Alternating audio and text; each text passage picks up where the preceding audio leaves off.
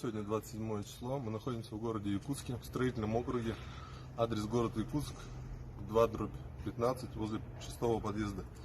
Здесь жила моя мама, родилась в день Республики Саха-Якутия в 1953 году, ушла из жизни 29 июля 2018 года. Я вот этим поступком выражаю любовь к своей маме и память. Согласовал в администрации города, в строительном округе, и сделал аллею. Посадил 64 березы, металлическое ограждение, упоры против машин, чтобы не заезжали.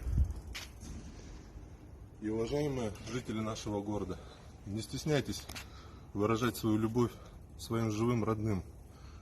А если они уходят из жизни, не стесняйтесь благоустраивать наш город в память и тем самым показывать свою любовь и верность.